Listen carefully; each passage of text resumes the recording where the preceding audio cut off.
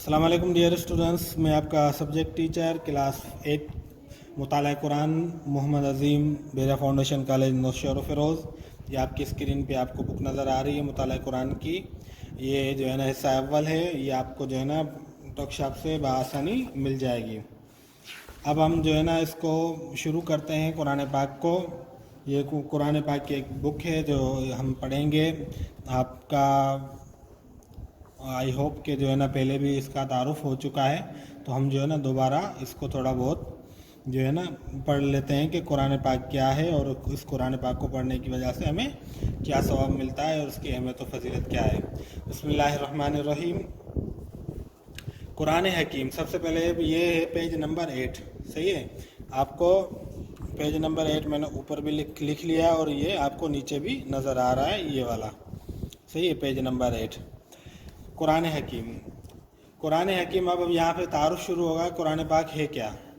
قرآن حکیم اللہ تبارک و تعالیٰ کی وہ عظیم اور آخری کتاب ہے جو انسانوں کی ہدایت کے لیے اللہ تبارک و تعالیٰ نے لوح محفوظ سے اپنے آخری رسول حضرت محمد صلی اللہ علیہ وسلم پر وحی کی صورت میں حضرت جبرائیل امین علیہ السلام کے ذریعے 23 سال کے عرصے میں نازل فرمائی۔ یہ ہو گئی تعریف قرآن مجید کی کہ قرآن مجید وہ کتاب ہے جو اللہ رب العزت نے لوح محفوظ سے صرف اور صرف انسانوں کی ہدایت کے لیے، جسے قرآن پاک میں کہا جاتا ہے ہدی للناس، یہ تمام انسانوں کے لیے ہدایت ہے۔ تمام انسانوں کی ہدایت کے لیے اللہ تبارک و تعالیٰ نے اپنے نبی کے اوپر، اپنے آخری نبی کے اوپر حضور صلی اللہ علیہ وسلم، حضرت محمد مصطفیٰ صلی اللہ علیہ وسلم، حضور اللہ تبارک و تعالیٰ کے آخری نبی ہیں۔ آپ صلی اللہ علیہ وسلم کے بعد کوئی جو ہے نا دوسرا نیا نبی نہیں آئے گا۔ تو وحی کی صورت میں حضرت جبرائیل علیہ السلام جو ہے نا حضور صلی اللہ علیہ وسلم کے اوپر جو ہے نا یہ قرآن پاک لے کر آئے، وہ تقریباً 23 سال کے عرصے میں نازل ہوئی ہے قرآن پاک۔ اب اس قرآن پاک کو پڑھنے کی جو ہے نا کیا اہمیت و فضیلت ہے، اس کو ہم جانتے ہیں۔ قرآن حکیم کی تلاوت ایک بڑی عبادت ہونے کے ساتھ ساتھ ایمان کو تر و تازہ رکھنے کا بھی مؤثر ترین ذریعہ ہے۔ ہمارے پیارے نبی صلی اللہ علیہ وسلم نے قرآن حکیم کی تلاوت پر بہت اجر و ثواب اور فضیلت کا ذکر فرمایا ہے۔ جب ہم بات کریں گے کہ ہمارے نبی علیہ الصلوۃ والسلام نے جو ہے نا یہ بات جو ہے نا قرآن پاک کی فضیلت کے بارے میں، نماز کی فضیلت کے بارے میں، یعنی کسی بھی چیز کے بارے میں ہمارے نبی نے فرمایا ہے، تو وہ چیز ہمیں ضرور جو ہے نا حدیث سے ملے گی، کیونکہ آپ صلی اللہ علیہ وسلم کا جو بھی فرمان ہوگا وہ حدیث ہے۔ تو حدیث میں سے جو ہے نا اب چند فضائل یہ ہیں، ان میں سے پہلی فضیلت آپ یہ دیکھ لیں کہ جس شخص نے اللہ تبارک و تعالیٰ کی کتاب یعنی قرآن حکیم میں سے ایک حرف بھی پڑھا، اس کے بدلے اسے 1 نیکی ملے گی اور 1 نیکی کا ثواب 10 نیکیوں کے برابر ملتا ہے۔ آگے لکھا ہوا جامع ترمذی، یہ حدیث کی کتاب ہے، وہاں سے یہ فضیلت لی گئی ہے۔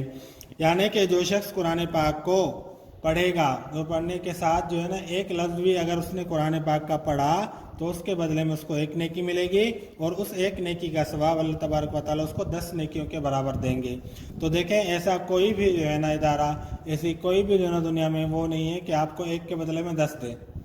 ہر ایک اپنا نفع رکھتا ہے۔ اللہ تبارک و تعالیٰ جو ہے نا اپنے بندوں کو بے شمار اور نعمتیں بھی عطا فرماتے ہیں اور بے شمار جو ہے نا ان کے نیک اعمال کے اوپر اجر و ثواب بھی عطا فرماتے ہیں۔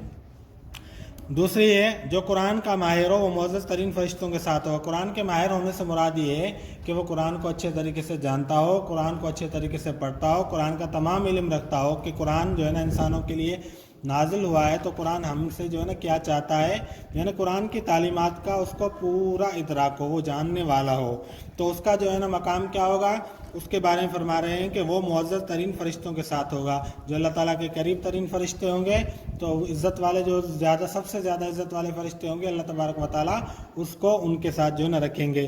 اور جو شخص کسی معذوری کی وجہ سے قرآن کو اٹک کر پڑھتا ہے، یعنی کہ اس کو وہ ذہین نہیں ہے اور اس کو زبان میں لکنت ہے، تو وہ اٹک کر پڑھتا ہے اور اس میں مشقت اٹھاتا ہے، اس کا اجر دگنا ہوگا، یعنی اس کو دوسرے کو 1 نیکی ملے گی اور اس کو ڈبل نیکیاں ملیں گی۔ کیونکہ اس کو تکلیف ہو رہی ہے، مشقت اٹھانی پڑ رہی ہے، پھر بھی وہ قرآن پاک کو پڑھتا جا رہا ہے۔ تو یہ جو ہے نا ایک کام ایک انسان سے بآسانی ہوتا ہے تو اس کو کوئی دقت نہیں ہے، مگر ایک انسان سے جو ہے نا جو کام ہو بھی نہیں رہا پھر بھی وہ اپنی کوشش جو ہے نا لگن میں لگا رہتا ہے کہ جو ہے نا میں یہ کام کروں اور اس کو جو ہے نا پورا کروں، اللہ تبارک و تعالیٰ مجھ سے راضی ہوں، تو اس کو اللہ تبارک و تعالیٰ اس کا دوہرا اور دگنا ثواب دیتے ہیں۔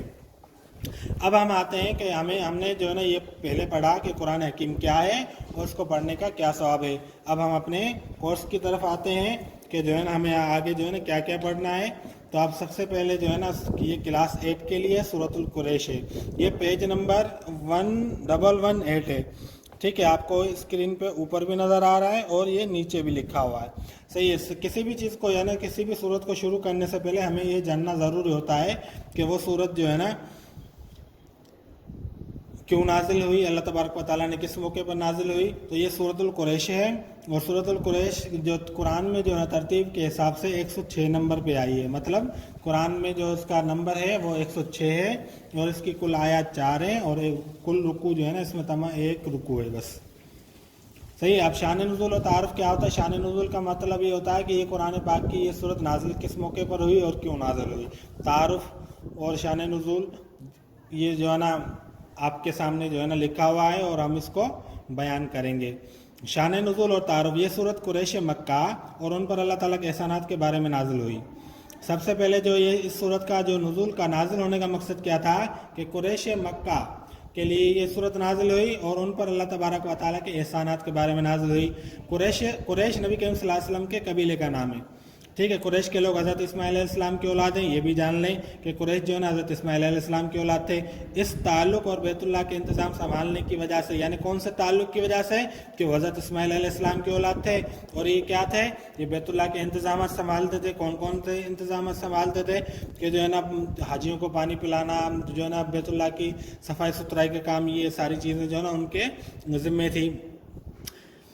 इस ताल्लुक़ और बैतुल्लाह के इंतज़ाम संभालने की वजह से उन्हें पूरे अरब में इज़्ज़त और अमन हासिल था। इसके तजारती काफ़िले लूट मार से महफूज रहते थे कि वो ये अरब लोग हैं और ये जो है ना बनु इस्माइल में से हैं, हज़रत इस्माइल अलैहिस्सलाम की औलाद में से हैं और ये काबे की रखवाली करने वाले हैं। तो इनके जो काफ़िले जाते थे सफ़र के लिए तो अल्लाह तबारक व तआला ने उनकी हिफाजत फरमाई हुई थी। अल्लाह तबारक व तआला ने एक बहुत बड़े इलाके की तजारती सरगर्मियाँ उनके हाथ में दे रखी थी, यानी कि कुरैश को ये भी एजाज़ हासिल था। ये सर्दी के मौसम में कहाँ जाते थे? ये सर्दी के मौसम में यमन की तरफ जो है ना तजारत करने के लिए जाते थे, जो एक के गर्म इलाका है, और गर्मी के मौसम में शाम की तरफ जाते थे, जो एक के ठंडा इलाका है। ये भी अल्लाह तबारक व तआला की नेमत है। यानी जो जैसा मौसम है उनकी आसानी के लिए अल्लाह तबारक व तआला ने उनके लिए वहाँ पर जो है ना वो सहूलतें और वो जो है ना चीज़ें, वो तिजारत में नफ़ा, ये सारी चीज़ें जो ना अल्लाह रब्बुल इज़्ज़त ने उनके लिए रखी थी। इन अजीम नेमतों के बाद अल्लाह सुब्हानहू व तआला ने उन्हें शुक्र करने, शिरक से बचने और अल्लाह तबारक व तआला की इबादत करने का हुक्म दिया। कि अल्लाह तबारक व तआला ने उन्हें हुक्म दिया कि जो है ना आप को इतनी नेमतें दी हैं, इसलिए आप अल्लाह ताला का शुक्र करें, शिरक से बचें और अल्लाह ताला की बात करें। ये हो गया शान नुज़ूल। अब जो है ना आपको एक चीज़ नज़र आ रही है, फरमान नबी सल्लल्लाहु अलैहि वसल्लम कि नबी सल्लल्लाहु अलैहि वसल्लम क्या फरमाते हैं? वो फरमाते हैं कि अल्लाह तबारक व तआला ने तमाम औलाद इस्माइल, यानी हज़रत इस्माइल अलैहिस्सलाम की जो औलाद थी, औलाद इस्माइल में से कनाना को और कनाना में से कुरैश को और कुरैश में से बनी हाशिम को और बनी हाशिम में से मुझे मुंतखब फरमाया। आप सल्लल्लाहु अलैहि वसल्लम बयान फरमा रहे हैं कि मैं औलाद इस्माइल में से हूँ और जो है ना उसमें जो कबीला था पहले कनाना, और कनाना में से जो है ना कुरैश के जो कबीला था, और कुरैश में से जो है ना जो बनी हाशिम थे, और बनी हाशिम में से जो है ना अल्लाह तबारक व तआला ने मुझे मुंतखब फरमाया। ये आप सल्लल्लाहु अलैहि वसल्लम ने अपनी ज़ात आली के बारे में बता दिया, यानी अपना नसब एक एतबार से जो है ना आपके सामने जो है ना हदीस के ज़रिए हम मुसलमानों को बतला दिया। अब आपका होमवर्क क्या है कि आपको जो है ना ये चीज़ें जहन में रखनी है कि कुरान करीम है क्या चीज़, कुरान करीम जो है ना किसको कहते हैं, और कुरान करीम को पढ़ने से हमें सवाब क्या मिलता है। फिर आपका जो होमवर्क है वो ये है कि कुरान सूरतुल कुरैश का जो आप शान नुज़ूल और तारुफ याद करेंगे, पहले आप खुद से याद करेंगे, खुद से याद करने के बाद जो है ना आप जो है ना फिर एक पेज पर लिख के जो है ना आप पेज में जो है ना व्हाट्सएप ग्रुप में जो है ना डाल देंगे, ताकि जो है ना आपका होमवर्क चेक कर लिया जाए। और सबसे पहले ये है कि आप सिंसियरली जो है ना खुद याद करेंगे और उसके बाद खुद ही लिखेंगे, किसी से हेल्प नहीं लेंगे। बुक भी आप जो है ना बंद करके इसको लिखेंगे। इंशाल्लाह नेक्स्ट लेक्चर में जो है ना दूसरा जो सबक होगा, दूसरा जो लेक्चर होगा उसमें जो है ना मज़ीद पढ़ेंगे। तब तक के लिए जो है ना अल्लाह हाफ़िज़, अस्सलाम वालेकुम।